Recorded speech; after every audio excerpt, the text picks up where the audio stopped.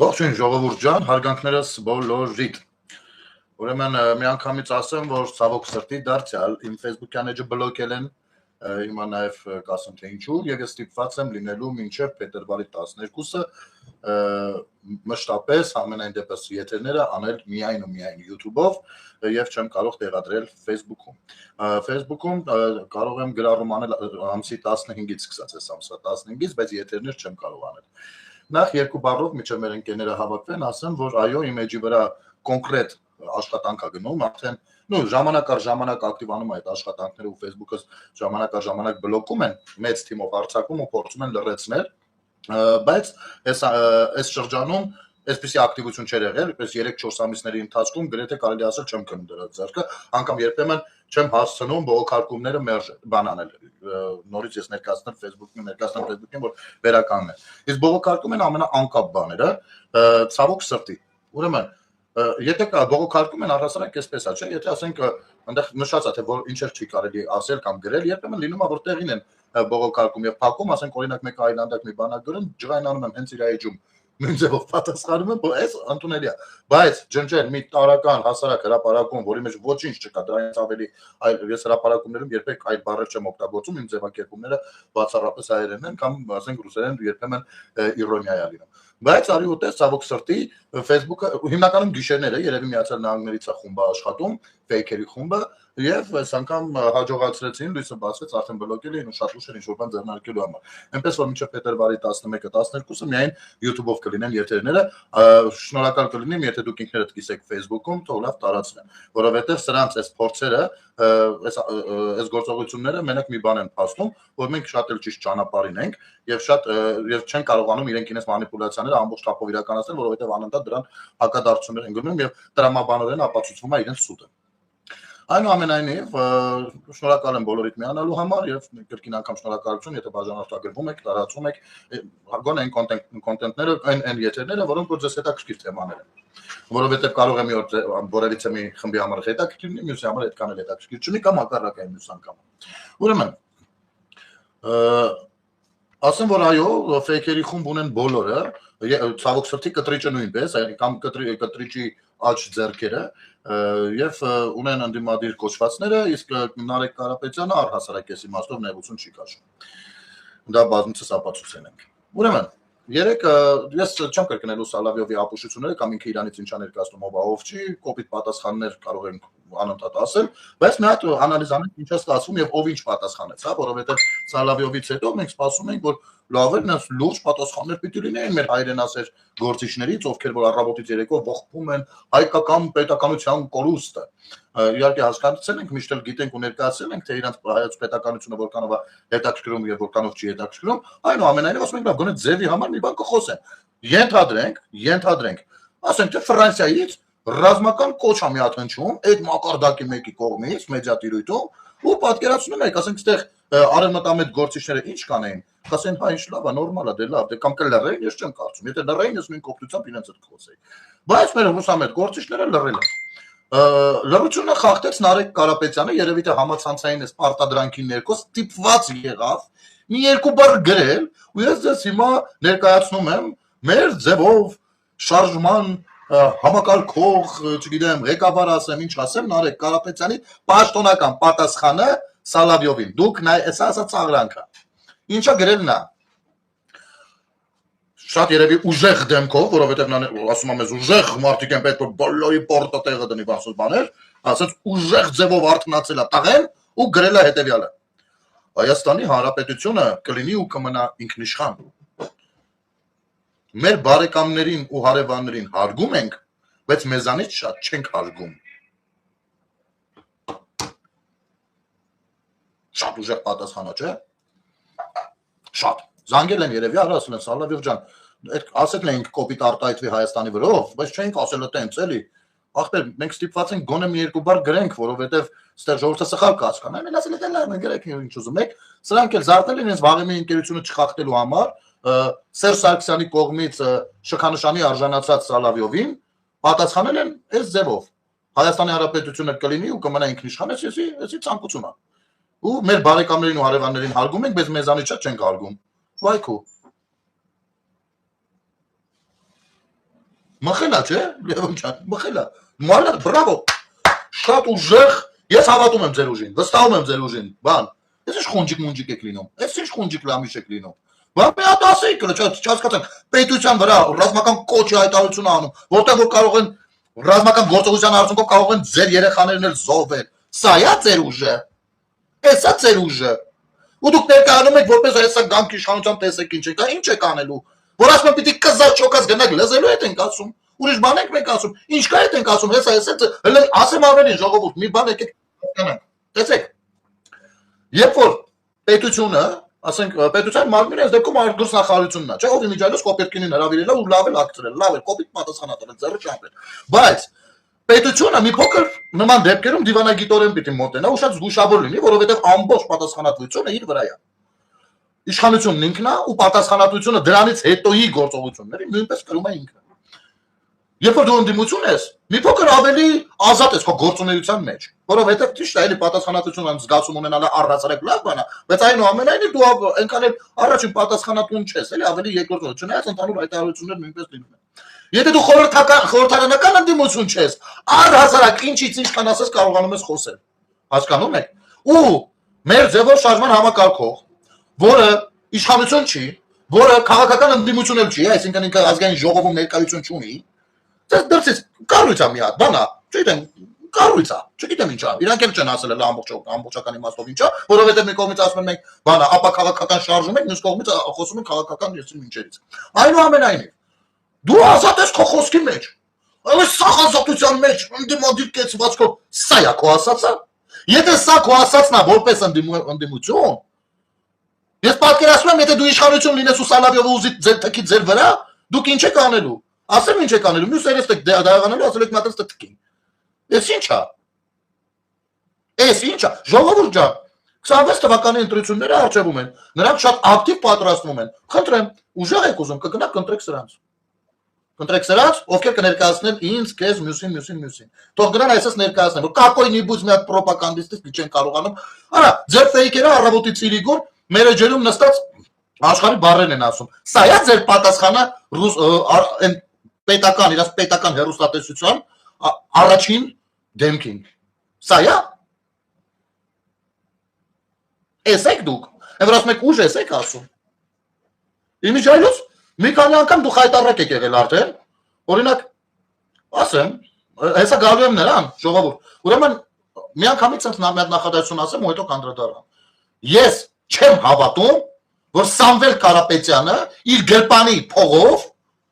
իր աշխատած փողով բարեգործություն արել Հայաստանում որևիցե մեկին, եւ ես չեմ հավատում, որ այդ նույն իր աշխատած փողով նորոգելը բարեգործական բանով վրոձին նորոգելը մայրաթորը։ Ես չեմ հավատում։ Թե ինչու, հեսա ասեմ։ Բայց մի քանի բան մինչև այդ էլի։ Ուրեմն մի հատ ալիք ունեք, ազգանունը ոնց էր ալիքի։ Մի վարքյան հեսա նայեմ մի հատ ալիքի ազգանունը։ Ալիք իրական ինչան էր, ալիք վայ, ալիք ջան, չես նայում մի հատ հուշի։ Նայ որ կորավ մոտիցս է։ Մերողություն։ Իա։ Մի գրառում էր արել, հրապարակում էր արել, որտեղ իբր Պապոյանի բանը հարցազրույցներ փորձում մեկնաբանել, հեսա Ալեքսանյան։ Ու ժողովուրդ ջան, այստեղ ձեզ խափում են, այստեղ ձեզ ստում են, այստեղ այսպես էր, այստեղ այնպես էր, իր էջով։ Մտնում են, տակը կուլտուրական ձևով, կուլտուրական եմ չի գրել Ալիք ջան։ Կուլտուրական ձևով գրում եմ, ասում եմ ընկեր ջան։ Պետության ղեկավարը, ու միտքը էտա, ասացիս։ Պետության ղեկավար կներեք, պետության համար մեկ պետական հեռուստաալիքով, պաշտոնապես, պետության էկոնոմիկայի նախարարը գնացել, ասում է, որ դուք հանցագործ եք։ Դու դուրս ես եկել, Facebook-յան քո էջով հակադարձում ես։ Տես ես շարքային քաղաքացի, եթե մի հատ պաշտոնյա հանրային հեռուստատեսությամբ ինձ փորձի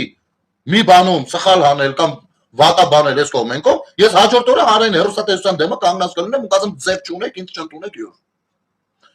Ասում եմ, դու մտել ես Facebook-ով հակադարձում ես, այսինքն պիտի մտնենք Պապոյանի բանը, հարցազրույցը, հետո մտնենք ձեր էջերը փորփրենք, որպեսզի տեսնենք ձեր պատասխանը որն է։ Այստեղ ասեմ ինչա տեղի ունենում։ Դուք ընդամենը դրանով ձեր էլեկտորատին համոզում եք, որ ձեր կողքից չգնան, չփախնեն, որովհետև ձեր էլեկտորատի մեջ, հենց ձեր գործընկերների մեջ շատ ազնիվ մարդիկ կան, ժողովուրդ են, մարդ են, Շատ ազնիվ մարդիկ, ովքեր ցավոք սրտի ազնվորեն հավատում են, որ դուք իսկապես սպիտակ ձիով ասպետները կարող ա լինեք։ Նախ իրանց մեջ ներարկել եք, որ սպիտակ ձիով ասպետ ա ձեզ պետք, այս 4-5 տարին եք թույնը լցրել եք ու ասել եք ձեզ սպիտակ ձիով ասպետ ա, դու կործանվում ես, քեզ սպանում են, քեզ հանձնում են, դու մեռնում ես, սես բաներ եք արել, հետո ասել եք, բայց նա սպիտակ ձիով ասպետ, հեսա գալիս ա, սա եկել այս մարդը ազնվորեն դրա կողքն ա։ Այս մարդկանց դուք փորձում եք պահել, շարունակել պահել ձեր կողքին, ձեր էջերով, արդարացնելով ձեր երբեմնի հանցագործությունները կամ ենթադրյալ հանցագործությունները։ Հիմա ասում եմ ընկեր ջան, հարեն հերոստատեսությունից են Պետրոսը Ղազարյան նորավ մեջտեղից ճղվելով, որ ձեզ հրավիրելով, ասում եկեք, Նարեկին առհասարակ օրը մեջ գրում է երևի այդ մարդը։ Արդեն չգիտեմ, քիչ ամնում երևի Պետրոսը գնա իր մոտ հանցազրույց վերցնելու։ Բերավ ասելով, ախպեր ջան, եկեք, որովհետև միակողմանի այնքան բան կա արդեն ասած։ Չի կարելի, դες մարդը հաղորդավոր ասում է, երկրորդ կողմն էլ լինի, չէ՞։ Չէ՞ ու ասում ախպեր ջան, բանավեճի են հրավիրում, բան են անում առհասարակ տեղյակ եք դուք։ Մենք գնացեք, մենք էլ կնայենք, կլսենք, մեր գնահատականը կտանք, կքաշվենք մի կողմ։ Ալիկը պատասխանում է շատ կուլտուրնի էլի։ Մալադես։ Ասում է անգամ կարող եմ բացել գտնել կներեք։ Չստացված նախարարի Հա։ Մարդը պատասխանում է, շնորհակալ եմ արձագանքի համար, կարծում եմ տեսանյութում որևիցե արդարացման մասին խոսք կա, դա եթե քո կարծիքն ախպեր ջան, ընդհակառակը խոսում եմ փաստորեն, ոչ մի փաստ չկա այստեղ։ Ինչ վերաբերում է բանավեճին, ապա շուտով։ Ու խոսքա տալիս որ լինելու է, իմիջիայլոց սա բան։ Ու ես ինչ եմ գրում։ Ասում եմ նախ ես եմ շնորհակալություն հայտնում պատասխանելու համար, ու մարդուն ուղիղ հարց եմ տալիս։ Ասում եմ ախպեր ջան, կարող եմ սա ընդունել որպես պաշտոնական պատասխան։ Կարող եմ սրա մասին հայտարարություն անել, որ դուք խոստացել եք, որ գնալու եք բանավեճի։ Երթվում եմ, հիմա փնտրում եմ այդ հարցս, այդ երկրորդ հարցը, որ եղել է։ Չեմ գտնում, երևի ջնջել է։ Ու դες եթե անգամ կա էլ պատասխան չի եղել այդ հարցին։ Չի եղել։ Հիմա օգտվելով առիթից Ալիկ Ալեքսանյան ջան, այդ մարդկանց ելիկա մանիպուլացնեք։ Գնացեք հանրային, այդ մարդկանց մի օր մտեք, ասեք մեր շատ սիրելի հետևորդներ, մենք գնում ենք բանավեճի ու հեսա տեսեք բոլորիդ աչքի առաջ նրա սպորտը տեղն ենք դնելու ու վերկացեք եկեք։ Ինչու՞ չեք գալիս։ Այս ինչ խուժան ձև է, ու գիտեք, այս խուժան ձևը խի առայժմ աշխատում, որովհետև մեր հանրությունը որպես քաղաքացի իրան չի դրսևորում այս բանավեճային կուլտուրայի մշակույթի մեջ։ Ասենք, եթե արտերկրում ցանկացած քիչ թե շատ նորմալ երկրում լինեն դեբատներ նախընտրական ու մի կողմը չգա, կարող է այդ մարդու տան անդամները սկի իրան ձայն չտան։ Էլ չեմ խոսում տոկոս հավաքելու մասին, չի կարող ինքը տոկոս հավաքի։ 0 ստորակետ 0-ից, այսինքն 0.010-ականից 0.1 չի ձգի։ Մեզ մոտ 21 թվականին դեբատին չեկան, ձեն հավաքեցին մտ, այսինքն թքած ունեցան ժողովրդի վրա։ Գյումրու դեբատին Վարդան Ղուկասյանը չեկավ։ Դարձավ քաղաքապետ։ Մարդիկ դրան նշանակություն չտվեցին։ Վաղարշաբաթի ընտրություններ էր, դեբատի չեկան, այնտեղ 1-2-ը։ Պետության ղեկավարը ասում է, եկեք բանավեճի, հրավիրում է 3 նախկին ղեկավարներին հանրության պահանջով, չեն գալիս։ Բայց փոխարենը բոլորը նստած դրանց ալիքներն են նայում։ Ու սենց կարելի է թվարկել շարունակաբար, իմիջիայլոց Գյումրիի մարտունից հեսա մի երկու բար կխոսենք։ Ու քանի որ քաղաքացի դեբատից թռնելուն գնահատական չի տալիս, որովհետև մենք կարող է չընդունեք սկզբից մի անգամից խրտնեք ժողովուրդ ջան, բայց դա այդպես է։ Մենք քաղաքականացված ժողովուրդ չենք, քաղաքականացված հանրություն չենք։ Այո, մեր մոտ շատ խոսում են քաղաքականության մեջ ինչ եղավ, ինչ չեղավ։ Ու հիմնականում բամբասկոցության մակարդակ, բայց մենք քաղաքականապես չենք աճել։ Եթե մենք քաղաքականապես աճած լինենք, մենք չենք կարող ձայներ տալ նրանց ուղիղ, կապ չունի, հարգել ենք միջև հետ։ Ասենք պատկերացեք, հեսա 26 թվականին ընտրություններ է, դեբատ պիտի լինի, ու Նիկոլը չգնա այդ դեբատին։ Ես եթե անգամ շատ ցանկանալուց լինեմ մինչև այդ իրան ընտրել, ԿՊ-ին ընտրել, ես այդ օրը բացառվում է իրանց ձեն տամ, որովհետև դա կոնկրետ նշանակություն ունի։ Դա նշանակում է, չգալի նշանակում է, թքած ունենալ ժողովրդի ուներատված ձայնի վրա։ Հասկանում եք։ Այս է։ Հիմա օգտվում են, քանի որ այդ փորձը կա ու հաջող փորձ կա, իրանք օգտվում են դրանից։ Ինչ են ասում, ասում ախր կգանք։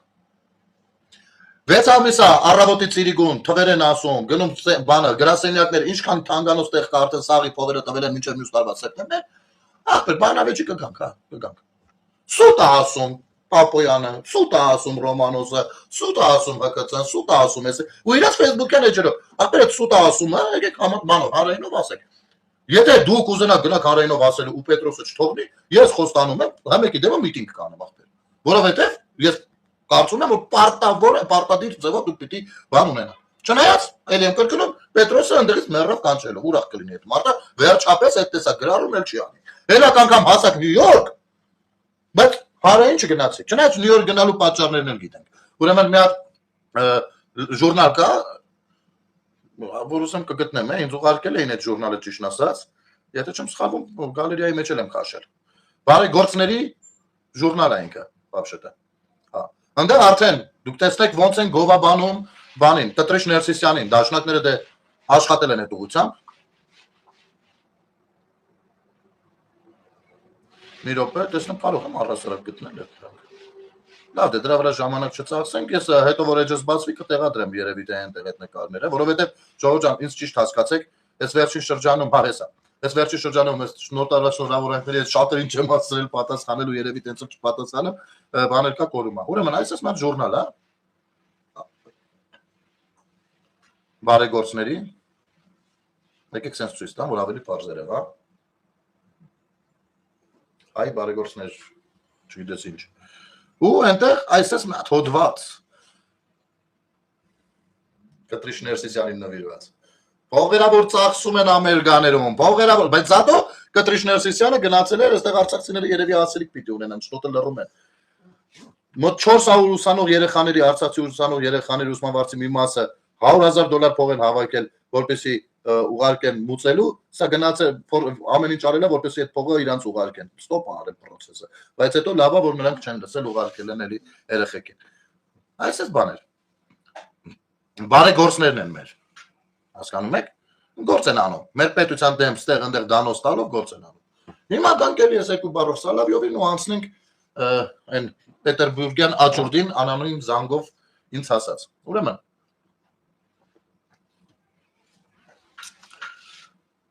Ալիևը երբ որ մի բան ասում է,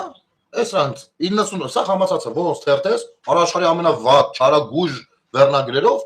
հոդվածներով որ կբերի դեմը։ Ալիևն ասաց, հայ, հեսա հացակվում են, հեսա, տեսեք, նա ասաց այսպես, նա ասաց այսպես, նա ասաց այսպես, ու դնում, ես մտքին եմ ասակում։ Չնայած դա կինոյի բան չկա։ Մենք էլ դնում հետևներից մի ամիս բացատրում են ժողովրդի, որ այ ժողովուրդ ջան, դա հեսա նշանակում են, այնա նշանակում, եւ իհարկե այս ամեն ինչը գիտեք առաջին հերթին ինչի համար է։ Մեր տնտեսությանը հարվածելու համար։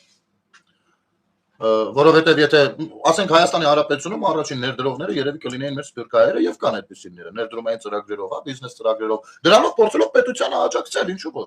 Բայց այդ մարդիկ նստած արտերկրում հարուստ մարդիկ են, ասում են ինչ կա Հայաստանում չարժի մի հատ մի բան դրան, այ ախպեր, ինչ դնեք,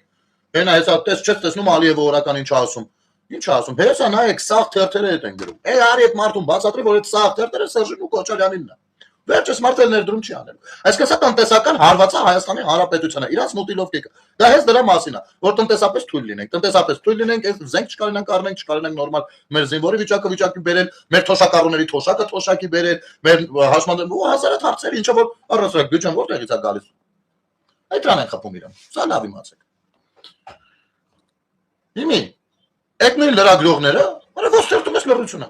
Ոնց թերթում ես։ Ոնց Սալավյովը տես բան ասած չլինի։ Ես հասկանում եմ, որ սրանք կրակն են ընկել ու հրահանգստացա հանգիստ տես բան չլուսաբանեք, գնացեք քամակները ճղելով մի բան նկարեք, որպեսզի սվաղենք գնա Սալավյովի մեր պիտուխի ասածը։ Ոչ մի տար, ոչ մի բան։ Ինչա խոսվում, այնտեղ խոսվում է, որ Հայաստանի Հանրապետության կարելի է ռազմական հատուկ գործողություն իրականացնել, հասկանում եք։ Մեր լրագրողները ոչ լսել են, ոչ գիտեն ինչի մասն է, բանից անտելյակ են իրան։ Իրանք շատ կարևոր ուրիշ գործեր ունեն։ Արաբա մեծ խոսացեք, մի հատ լուսաբանեք, մի հատ ձեր տեսանկյունը հայտնեք, մի հատ չգիտեմ ինչ, ասեք հազարը բան կա անելու։ Որպես լրագրող, ես ասում եմ, եթե ես լինեի պրոֆեսիոնալ լրագրող, այս Սալավյովի հայտարարությունը չանեի ամենակիչը մի 20 հատ ռեպորտաժ կանեի, կարգին փող կբռնեի։ Եթե իհարկե, Քոչարյանի ու Սերժի նման մեկից տրուկը չլինեի, չէ՞։ Ես տրուկը չեմ, պրոստը ցավոք սրտի ես բարագային, ես պրոֆեսիոնալ լրագրող չեմ։ Սա ինչ վերաբերվում է դրանց։ Հետո, այս Նարեկը Կարապետյան մտավ եթեր, թե բա գիտեք ինչ ասում է, մեր իշխանությունները տայք ոնց են մեզ թալանում, նրանց բանը, աշխատակազմի գումարը, աշխատակազմի վրա ծախսվող գումարը ավելի մեծ է, քան Դանիայի, Իսպանիայի, չգիտեմ, Շվեյցարիայի ու եսիմ որ երկրների թագավորական ընտանիքների վրա ծախսվող գումարը բոլորն իրար հետ վերցրած։ Էլի իր էլեկտորատի համար բնականաբար դարձյալ ես նույնը չի կրկնելու Պետրոսի մոտ, չել գալու Պետրոսի մոտ։ Ես հենց նոր, բառացիորեն րոպեներ առաջ աշխովս ընկավ աշխատակազմի ղեկավար Արայիկ Հարությունյանը չի ալարել իր գերզ զբաղված ժամանակը հատկացրել մեր հոպարի գանձին պատասխանելու համար։ Եկեք լսենք։ Ձեզ երեք ռուսաստանցի գործարար Սամվել Կարապետյանի եղբոր որդին Նարեկ Կարապետյանը մի տեսանյութ էր հրապարակել, որտեղ համեմատում էր Իսպանիայի, Շվեդիայի, Բելգիայի, Դանիայի թագավորական ընտանիքների բյուջեները Հայաստանի Հանրապետության վարչապետի աշխատակազմի բյուջեի հետ։ Իհարկե միջազգային ֆինանսական կառույցները եւ ֆինանսիստները հիմա կախվել են այսպիսի կոպիտ եւ սխալ հաշվարկներից, բայց ես ուզեմ սրան անպայման անդրադառնալ։ Նարեկ ջան, այսպիսի բաներ մի արա։ Ես հասկանում եմ ինչ եմ ասում Նարեկ ջան, որովհետեւ որոշակի հարաբերություններ ունեցել եմ նրա հետ եւ ինձ համար տարօրինակ է ես կեսվածքը, որովհետեւ նախկինում այդպեսին չի եղել եւ նրա կարծես արհեստականորեն այս հորձանոթի մեջ են գցել եւ դա իրան ինչին։ Ուրեմն Նարեկ Կարապետյանն ասում է հետեւյալը. Վարչապետի աշխատակազմի կառուցի 4 անգամ Սակել է վարչապետի աշխատակազմի 65 միլիոն դոլար։ Արդյոք Հայաստանը 4 անգամ լավ է, Հայաստանը 4 անգամ լավ է ապրում, որ վարչապետի աշխատակազմը 4 անգամ ավելի շատ է ստանում։ Որպես հասկանաք, Հայաստանի վարչապետի աշխատակազմը 10 ավելի շատ, քան Իսպանիայի թագավորական ընտանիքը, գումարած Շվեդիայի թագավորական ընտանիքը, գումարած Բելգիայի թագավորական ընտանիքը, գումարած Դանիայի թագավորական ընտանիքը իրար վերցրած։ Հիմա դուք լսեցիք, նախ абսուրդ է համեմատել թագավորական ընտանիքների բյուջեները երկրի ղեկավարի բյուջեի հետ, որովհետև օրինակ Դանիայի թագավորական ընտանիքի բյուջեում չկա տեսչական մարմինների գրասենյակի ուրեմն գումարներ եւ տեսչական մարմինների քաղցառայության, Սփյուռքի հանձնակատարի գլխավոր գրասենյակի անվտանգության խորհրդի գրասենյակի, բայց ես էլ ոչինչ նայեք ինքը ասում եմ 4 անգամ եւ սուտը սրանում է կայանում։ Ես խնդրել եմ հանել թվերը եւ այդ համեմատական թվերը հետ իրենց օգտին չի։ Ուրեմն, քանի որ մենք 18 թվականին անցել ենք պարլամենտարական կառավարման ձևի, ես խնդրել եմ, որպեսզի գումարները տան 2010 թվականին, որ Նարեկ Կարապետյանի հայրը եղել է Սերժ Սարգսյանի աշխատակազմի ղեկավարը, գումարները տան վարչապետի աշխատակազմի եւ այն ժամանակ կառավարության եւ նախագահի եւ այդ թիվը կազմել է 29 միլիարդ դրամ 2010 թվականին։ 2010 թվականին նախագահի աշխատակազմի ծախսը եղել է 29 միլիարդ դրամ։ Հիմա 26 թվականին երկու բյուջեները միասին նախագահի։ Հիմա 26 թվականին ոչ միայն վարչապետի, այլ վարչապետի ու նախագահի բյուջեները միասին վերցրած ծախսը եղել է վարչապետի աշխատակազմի կազմում է մոտ 27 միլիարդ։ Այսինքն 16 տարի անց ինֆլյացիաները եթե հաշվենք այս կողմեն կողմ, 16 տարի անց երկու գրասենյակների բան, ասիկան նախագահի եւ վարչապետի 27 միլիարդ։ 16 տարի առաջ մենակ նախագահինը եղել է 29 միլիարդ։ Նարեկը ինչ է ուխտում, էլի։ Ոչ այլ ինչ է կան հավաքող սուտ, բայց ես էլ մի կողմ։ Ես խնդրել եմ, որպեսզի համեմատությունները հանեն 2010 թվականի բյուջեում այդ գումարը քանի տոկոս է կազմել եւ 2026 թվականին։ Եվ Նարեկ ջան, էլիս է քո օգտին չի ընդհանրապես, որովհետեւ 2010 թվականին այդ բյուջեի մեջ 950 միլիարդ բյուջեի մեջ այդ գումարը կազմել է 3.1%, իսկ այս տարի նայ հայկի ժամանակվանից 4 անգամ ավելացրել է բյուջեն։ Ուրեմն այդ գումարը կազմում է 0.8% համամասնորեն, 3.1% եւ 0.8%։ Հասկացա՞ք։ Այսինքն 16 տարի առաջ 2010 թվականին, երբ որ Նարեկի հայրը աշխատակազմի ղեկավարն էր, այդ ժամանակ 29 միլիարդը նորմալ փող էր երևի։ Իրանց համար դա հասարակա ինչ ավոր 29 միլիարդ ընդամենը։ Այդ բանական մեծ 29 միլիարդը կազմում էր մեր բյուջեի 3.6%, 3.1 ասես թե 3.6։ Էական չի լավ, 3.1 համամասնորեն։ Եթե սենց տնենք, հասկանանք ինչ կա բան։ Հիմա այս երկու գրասենյակների բանը իրար հետ կազմում է 0.8%։ Ասեք խելացի դեմքով Նարեկ ջան, ում ես խափում, խես խափում։ Նարեկ Կարապետյանի մեր ձևով շարժման հարգելի հետևորդներ, նրանց սատարողներ։ Այս արդեն բոլորորդ ամիսն է, գրեթե ամեն օրով ձեզ ցույց ենք տալիս, թե ձեզ որտեղ են խափում։ Բայց, այստեղ կա մի բայց։ Դուք չեք ցանկանա մեզ ընդունել, որովհետև ձեզ ամենասկզբում մի հատ ուրիշ բան են խափել։ Ասել են օրինակ գնելը, այ Նիկոլե գիտեք ինչ միլիարդներ է տալիս, որ գնելը խոսա։ Ինքը բան անում, մանիպուլյացիա անում, իշխանական թևից բան ասած բաներ, իր ասածներին մի հավատացեք, ու դուք ընդունել եք, չեք հավատում, չեք նայում։ Ես գնել եք ձեր համար ասած ցույց տալիս, որովհետև իմ հետևորդները փառք ասու, նրանցից մեծ մասը հետ արդեն շփումներ ունենք, ընկերներ ենք անգամ անտուք միջև, շատ էլ լավ գիտեմ ինչի ինչոց է, շատ էլ լավ գիտեն ինչի ինչոց է։ Ու սա փաստեր են։ Իմիջայլոց, եթե այդ ձևիստներից, այդ խունջիկ լամիշ լինողներից կան մարդիկ, ովքեր կասկածում են այս թվերի վրա, ես կարծում եմ, որ ձեր համակարգող խումբը եւ վստահ եմ, եթե հարցում անի կառավարությանը, այսօրվա աշխատակազմի ղեկավար Արայիկ Հարությունյանը հաստատ այդ հարցմանների պատասխանը բոլոր փաստաթղթերը կուղարկի։ Նու կարող պատճենը, կարող ինչ որ ձեր չգիտեմ, կուղարկի։ Ու դուք ինքներդ կարեք դնեք, գումարեք, անեք, բաժանեք բազմապատիկ։ Բայց քանի որ դուք այնքան վատ եք մաթեմատիկայից, որ ես չեմ կարծում թե դուք բան ուզեցել եք ժողովրդի գրպանը մտնել, էլի։ Բայց կարծում եմ դուք մաթեմատիկից լավ չեք եղել, ու ստիպված եք մտնել ժողովրդի գրպան ու նրան թալանել։ Թալանել։ Հիմա գնել, այսինքն ուզում ես ասես անվճար ես աշխատում, Արման ջան, պատասխանեմ։ Սա սրա մասին բազմիցս եմ ասել, մի հատ էլ անձամբ քեզ պատասխանեմ ախպերս։ Ֆրինոս հեռուստատեսությունում ես գրանցված աշխատող եմ։ Իմ աշխատավարձը, եկեք բառացի չասեմ, դա բան չի, ճիշտ չի,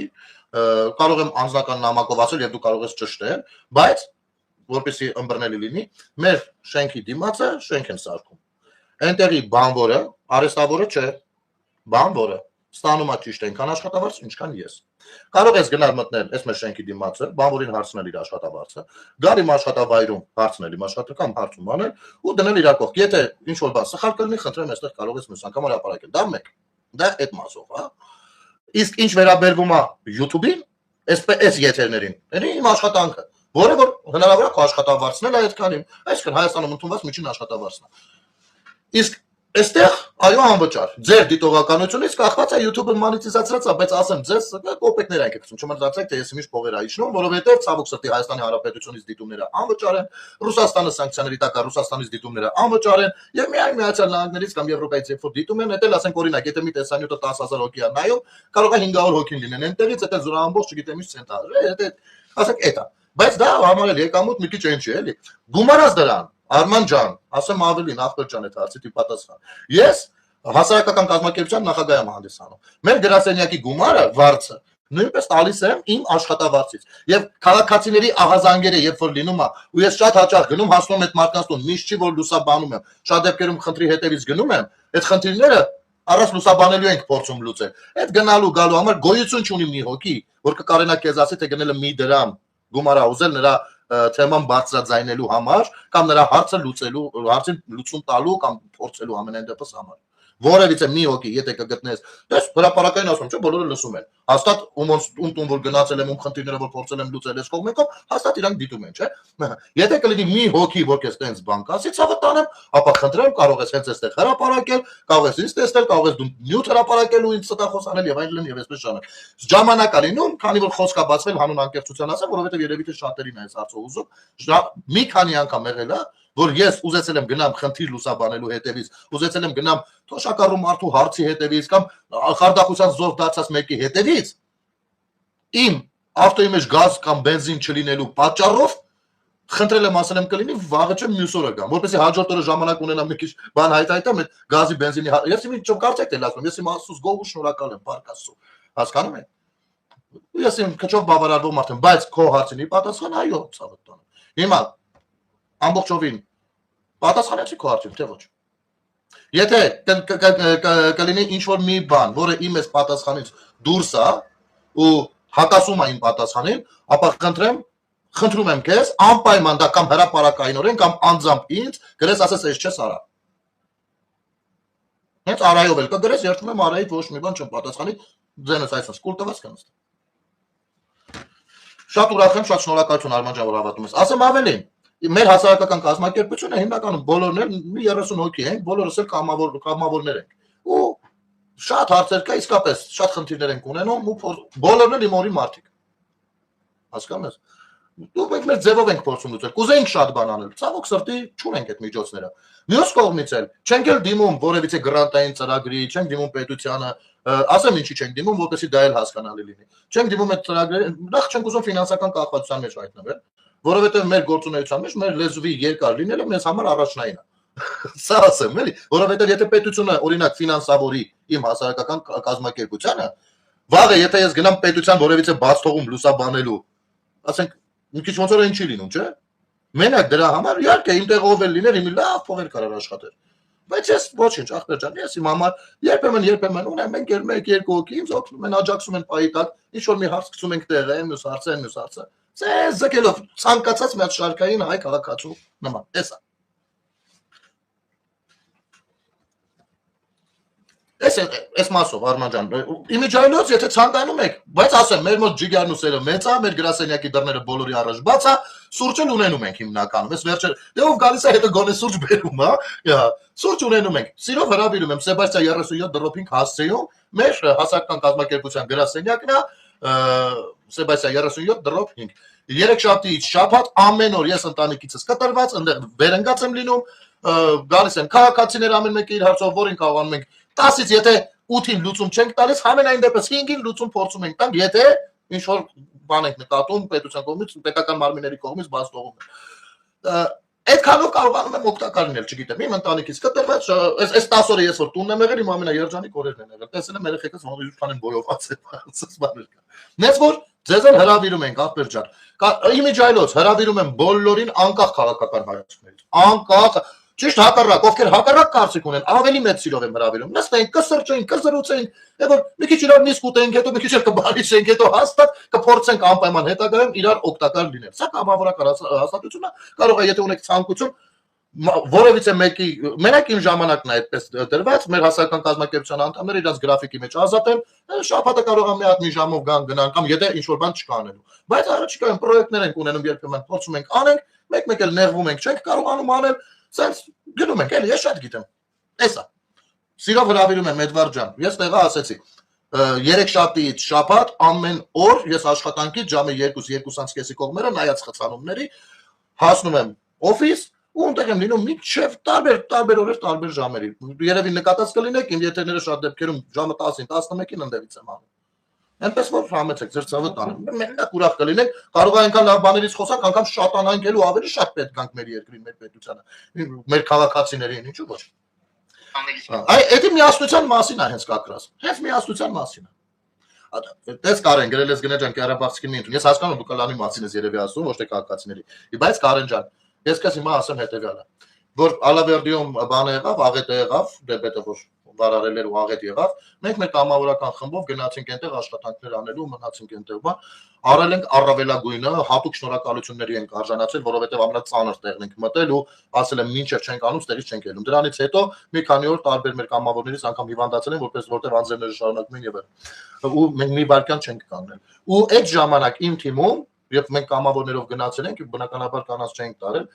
գնացելով կարողացել էր, նշի որ մենք մի 15 հոգով տես գնացել ենք ամեն դեպքում։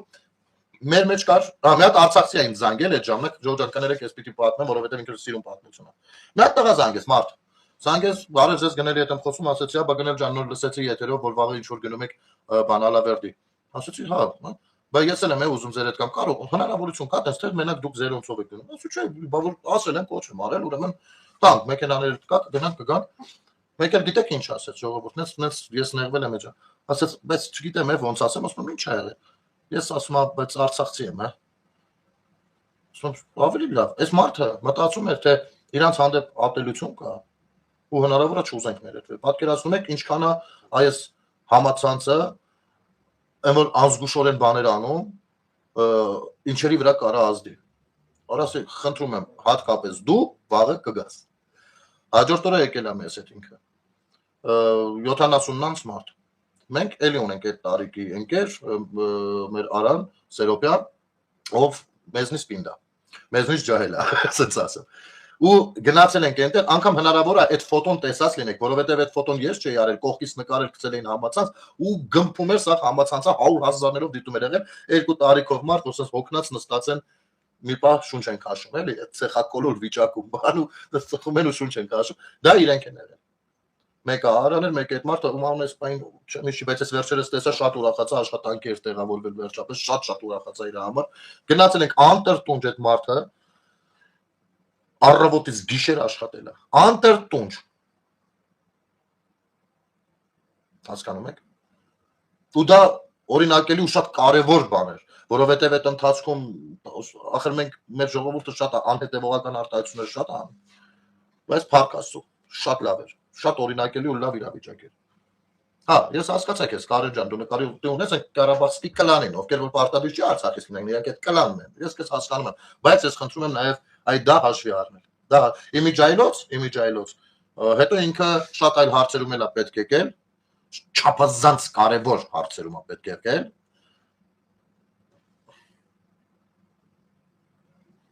Արա դուք ձեր տունը սենց եք խոսում, այդ փախից դուր։ Որդ մորդ կբարելեցին կողմից ջեր։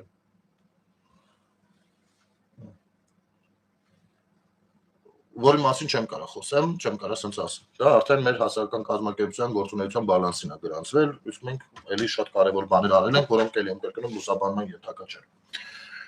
Նես որ մի անգամ էլ օգտվելով առիթից մի անգամից ասում եմ, սիրով կարող եք որդ երբ ուզում եք գաք։ Ես մենակ ուրախ կլինեմ, մենք սովորենք, որ մեր մոտ միշտ հյուրեր լինում են։ Սա էսպես։ Հիմա արա բայց ասես մի քիչ ենք զրուցում, մի հատ կարևոր թեմա ոնց որ մնում է, բայց ասեմ, չէ, պիտի ասեմ դա։ Հիշում եք, եթերի ընթացքում ասեցի ես խիստ կասկածում եմ, որ Սամվել Կարապետյանը իր գրպանից, իր աշխատած փողից ֆինանսավորել է բարեգործություններ արել, հատկապես բանը մայրաթոր։ Նախ եւ առաջ որոշ բարեգործություններ, ոնց հասկացանք, սրանից նրանից խլած փողերով խլել է ուղարկել, այսինքն հատկապես արցախցիների փողերի մեջ դες գործել կա հիմա գործ կա արցախ եթե չեմ սխալվում մարդիկ աշխատել են փողը չի տվել ասել աղերգում եմ արցախցիներին այդ մարդը փողը դուր այդ մարդը գա դուք փողը աղերգի արցախցիներին մարդու աշխատած փողը դեն գործում բայց կան նաև այլ սխեմաներ բարեգործությունների մեծամասնությունը աշխարհում մենակ հայկական բանում չի դա այդպես աշխարհում լինում է փողերի լվացման համար նաև իհարկե բարեգործությունը լավ բան է բայց ես միշտ եմ ասել դեռ 20-ական թվականներից ասում եմ որ այդ բարեգործությունները նույնպես պետք է ինստիտուցիոնալիզացնել որովհետև մեկը մեկին չի կարա լավություն անի հետո գնա քթերից բերի ուբրիկատ անի չգիտեմ ինչ անի պետք է ինստիտուցիոնալ ձևով ոնց որ օրինակ նացիոնալներում Եվրոպայում կա որպեսզի դա ինչի համար է որպեսզի փողերի լվացման սխեմա չաշխատի հասկանում եք որ հետո գնաց դու գելու ասի դու այսօր բարեգործություն եմ արել բայց իրականում ստացի որ գողացած փողերը Ինչ վերաբերում է մայրաթորին, այ տեսեք, երբ որ առաջին հայտարարությունները եղան, ամառը երբ որ սրվեց, մի անգամից Սամվել Կարապետյանը այստեղ էր։ Մի անգամից։ Որովհետև իմ կարծիքով նա այստեղ էր ոչ թե որովհետև սիրտը մի ցավում է։ Ոնց չեմ կարծում թե աչքի են ընկնում լուրջ քրիստոնեական արժե համակարգերով, սենց Աստծո խոսքով եւ այլն, չէ։ Ամեն դեպքում չեմ ցանկանում կասկածի տակ դնել նրանց հավատքը, բանո չէ, բայց այն էլ չէ, որ կելներ կգալ ու սենց իրան կհակցներ կկոշկեր։ Նա վախենալու բան ուներ։ Նա ուներ վախենալու բան։ Ու որ ասում են, 53 քննիչներ են աշխատում այս գործերի շրջանակներում։ Այ որովհետև 53 քննիչի առնվազն գործ կա, չէ՞ ցավոք ես մեր քննիչների վրա այդքան հույս չունեմ։ Քննիչների մասին հատուկ առանձին մի եթեր ունենալու եմ առաջիկայում իմ գործից սկսած։ Այնուամենայնիվ այդտեղ գործ կա, որովհետև նա ուներ վախենալու բան, որ հանկարծ կարող է թարս ֆռա չարխը ու այդ սաղ բացվի։ Ու ձեզ չտված է կտրիչը միայնակ է պահում այն մյուս քահանաներին, ովքեր իրենց որդիական հավատարմություն, իրենց ղազագիրը հրապարակեցին համացանցում։ Ուրեմն այսօր մի անոնիմ զանգ եմ ստանում։ Բնականաբար անունը գիտեմ, բայց չեմ ասի, մոտավորապես պատկերացրեցի ով է դա էլ չեմ ասի։ Անոնիմ զանգ եմ ստանում, ով ինձ ասում է հետևյալը, գնել ասում է։ Բացի այն, որ մենք գիտենք, թե ինչեր կարան թալանած լինեն, ինչ, որովհետև կտրիչը ըստ էության մեր եկեղեցու գույքը իր բան են փոխել այնտեղ, կանոնակարգ են փոխել ու մեր Հայաստանի Առաքելական Սուրբ եկեղեցու գույքը տնօրինում է միանձնյա։ Դուք հասկանում եք, ոչ մի վերահսկողություն։ Այսինքն հույսը նա, որ այս ինչ բանը եթե ծախե, ոչ ոք չի գալու վերահսկի, որովհետև չի կարա վերահսկի։ Հասկանում եք։ Կարևորը չտենան խայտարակ չանեն ախպեր։ Всё, մնացածը ինքը միանձնյա բան անում։ Սա անվտանգային խնդիր է, մեր եկեղեցու անվտանգային խնդիրներից մեկն է, որը կպած չեն ուզում ջոկեն դրանց սատարողները։ Ուրեմն, որովհետև ասում են չէ, մեկը ինքը սուրբ է, ինքը չեր անի։ Որ ասում հրաշ ջան, ինքը չէր կարող, ինքը տղամարդ չէ։ Ուրեմն, ինձ հայտնում է հետևյալը, ասում գնել եկեղեցու ներսում այդ մեր կաթողիկոսների թագերն են, ինչ-որ այդ բաներն են, էլի, որ դնում են, ոնց են կոչվում այդ։ Տարբեր զարդարանքներով կան այդտեղ, տարբեր դարերի կաթողիկոսների ու հիմնականում այնտեղ այս կենտրոնի մասում ամեն աշխարհի ամենաթանկարժեք քարերից մեկը ռուբինը, կարմիր, եթե նկատել եք։ Ասում է տեղեկություն էր տարածվել, որ Պետերբուրգում աճուրդի ժամանակ այդ ռուբինները աճուրդով վաճառվել են, փակ աճուրդով, ու հնարավոր է դրանց տեղը հիմա կամ այլ քարադրված կամ արհեստական քարադրված, այսինքն ռուբինը հանել կիսաթանկարժեք քար են դրել կամ հանել արհեստական քար են դրել։ Իսկ ռուբինը շատ թանկ է, բրիլյանտի գինունի երբեմն նրանից ավելի թանկեր ռուբիններ են հանդիպում։ Ու սրա վրա որ մի քիչ խորացած, իհարկե այդ արեթիվը չկարեցանք բարձրենք, չնայած այս հայտարարությունը որ անում վստահաբար հետո կապվողներ կլինեն ու մանրամասներ կունենանք։ Հետո հասկացա որ տեսեք, հիշում եք Գեղարդի պատմությունը, որը չգիտես ինչու, Պետերբուրգի քաղաքապետին էին մի մասում, մի փոքրիկ մասում սղոցել ուղարկել։ Չգիտես ինչ, Պետերբուրգի քաղաքապետի միջոցով Կիրիլին։ Պետերբուրգի քաղաքապետի միջոցով Կիրիլին խի պիտի բան ուղարկի։ Կիրիլին բան ուզում տա, իր գոլեգան է։ Ոնց է ինքը գնացել,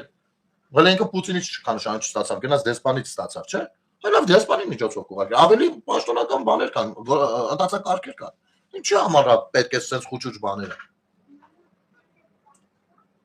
Այ, եթե տարեթիվը համընկնի, հետաքրքիր բան կստացվի։ Ու ես այո, հավատում եմ, որ քանի որ ես միշտ եմ ասել, որ երկու անձի երբեք ոչինչ այդքան իրար չի կապում, անգամ սերը երկու անձի միջև այդքան իրար չի կապում, որքան երկու անձով համատեղ գործած հանցագործություն։ Ես հիմա չեմ ցանկանա մեր կարապարանոց հայտարարությունները անող անձնավորության տպավորություններ թողնել, որովհետև վերջը սաթիկ անջիկ նյուզ է, չեմ, եւ նրանց ձեռագրով չեմ սիրում աշխատել, բայց սա անոնիմ զանգից հայտարարություն է, որը որ հետաքրքրեցին շատ, ու ես հնարավոր առաջիկայում մի հատ փոքրիկ զբոսանք ունենամ, ոչ միայն դες քարելից դες չեմ հասկանում, այլ նաեւ ուրիշ մի բան նայելու։ Ես անկեղծ եմ ասում, ինչ վերանորոգվել է Մայրաթոռը, ես եկեղեցի չեմ մտել այնտեղ, չեմ կարողանում մտնել ներս։ Գնացի հասա այնտեղ, չնայած այդ օրը ներս մտնել չէր լինի, բայց այնուամենայնիվ չեմ կարողանում։ Բայց որքան հասկացա, ինձ ասում են, որ Սամվել Կարապետյանի նկարը, որը կախված է, նրա ձեռքերը այդ նկարի մեջ ձեռքերը գրպանում են։ Հիմա ես մեր շատ խիստ քրիստոնյա հայրենակիցներին, ովքեր պաշտպանում են մեր առաքելական սուրբ եկեղեցին, մի բան ասեմ։ Ես կյանքիս մեջ մի անգամ ձեռքերս գրպանում կանգնել եմ եկեղեցում, ինձ մի հատ հավատացյալ կի, այնց սիրուն ու նկատողություն արեց, բայց այնքան ճիշտ այդ իր նկատողությունը կառուցեց, որ դա մեղվել է իմ ուղեղում, ու ես երբեք եկեղեցում ձեռքերս գրպանս չեմ դնում։ Ու որևիցե մեկը չի դնում, դա ընդունված չի։ Ասեմ ավելին, ձեռքերը հետևը դնելը խորանի մոտ, դա նույնպես ընդունված չի։ Չի կարելի։ Ոչ թե ընդունված չի կարելի։ Ձեռքերը գրպանը նկարը պաստայաննի ռեժիմով, 24 ռեժիմով կախացան։ Եղ չկար ձեռքերը դնելու գրպանը դնում։ Նկարը ձեռք նկարել չի իմացել ասում է։ Չէ, գիտեք, մենք կարանք իրան այդ թեման էժանացնենք ու ասենք հա դե մի նկարը տենց է նկարել։ Չէ, կարող է նկարիչը չիմանա տենց նկարի, բայց իրան կասեն, որ չէ որ չի կարելի։ Մենակ իմանալ չիմանալու չի, դա կախվելու է, մե ամբողջ պատը զբաղեցնելու։ Ու եկեղեցական ատրիբուտ է դառնում դա։ Չիմանալով ոչինչ։ Դուք հավատում եք կենթանի Նիկոլի գոյությանը։ Մենք եթե հավատացել ենք Քոչարյանի ու Սերժի կենթանի լինելու, ապա այո հավատում ենք նաև Նիկոլի գոյության։ Շատ սրամիտ է հարցը։ Ապրես Արցախի դրոշով հանդես եկող woman, շատ սրամիտ հարցեր ունենք, մալաչեց։ Մի խոսքով ժողովուրդ ջան, այս խունջիկ մունջիկները դեռ կան, շարունակական են ցավոք սրտի, եւ առաջիկա մոտավորապես 5-6 ամիսները զինվեք համբերությամբ, իրուր խետ, իրուր խմա ժողովուրդ ջան, ինքը շատ սրամիտ է երևում, չէ՞, մատելուց է։ Բա, նայ պատասխանեց, ասում է, մի խոսքով քո Աստված է, շնորհակալություն։ Ապուշ։ Այդ չարաշայք քո Աստվածն է, համբան։ Առավոտից իրիկու զարտում Նիկոլյանն ունենք տալիս իմ Աստվածը, քո Աստվածն է։ Իմ երկրի վարչապետը իմ Աստվածը չի։ Իմ Աստվածը բոլորը լավ գիտեք ով է։ Այսպես իրանք ասում, իրանք ենթադրություն անում, իրանք այդպես տարածում են։ Այդ մեկն էլ կար, սկրինշոտ էի արել, որ այսօր ներկայացնեմ, բայց արդեն լավ, ուշա եկեք բան չանեք, բայց այս մենտալիտետը պետք է արմատախիլ անել էլի մեր երկրից։ Այսինքն եթե ես հավատում եմ, որ Նիկոլը կենթանի մարդ է, ուրեմն ինքը իմ Աստվածն է։ Ուրեմն հիմարի մեկը գրել է, դու հիմարի մեկը, բայց ինձ ասում ես քո Աստվածն է, իմ համար վիրավորանք չես կարող պատկերացած, իմ պատասխանը վիրավոր է, դու վիրավորանք չես դու կարող ես վիրավորեմ, սաղ կյանքդ սաղ չերևաց, այ օլուխ։ Համբանին նայ հələ։ Մամայի Աստվածն է բջի թուլա։ Սիկտերը դավայ։ Վայ քեզի բան։ Խոսում են իրանք չեն ջոգում, որ իրանք կարող է դրանով վիրավորել։ Բա շատ էլ դրի գլմի բան է պատկեք մնում։ Լավ եղեք, ժողովուրդ ջան, համբերություն մեզ բոլորից, անընդհատ ուզում ենք սիրուն նորմալ գնակարը չենք ձգում, ինչ անենք։ Հələ, բայց ահագին ասեք, որ փոխվել ենք, ահագին ստացվում է ժողովուրդ ջան։ Մերսի դիտումների համար, մերսի սենց ինչ որտեղ նաև հոգուց, հա, ցած զրուցելու հնարավորություն տալու համար ձեր հարցերով, բայց եկեք պայմանավորվենք վաղը հարց ու պատասխան ուղիղ եթերով կազմակերպենք, մի փոքր քննարկենք իսկապես մեզ ձեզ նաև հուզող հարցերը, որովհետև տեսեք, երբեմն խոսում եմ մի թեմայից, որը հետո երբ որ նայում եմ, գուցե մի հատվածին այնքան էլ չէր ուզում այդ հարցը ու ուրիշ հարցեր կուզեր որ քննարկվեր։ Դրա համար ես առաջարկում եմ, ովքեր որ ցանկանում են, որ հարցը քննարկենք, եկեք դες ուղիղ ինչ որ ինտերակտիվ շփում կազմակերպենք, ժամը 22:00, այդ իմ ժամն է։ Հիմնականում լինում է 5-10 րոպե պլյուս մինուսով եմ մտնում, բայց հիմնականում 22:00-ն է իմ ժամը։ Եկեք ինտերակտիվ այդպես մի հատ շփում կազմակերպենք։ Հարց, հետաքրքրող թեմա, առաջարկ քննարկում։ Եթե ձեզ դա հետաքրքիր է։ Շնորհակալություն եթերը դիտելու եւ տարածելու համար, ամեն ինչ շատ լավ է լինելու, հեշտ չմտածեք, այն նրա նման շարժ ու փորձանքներից հեռու, բարի գիշեր ձեզ։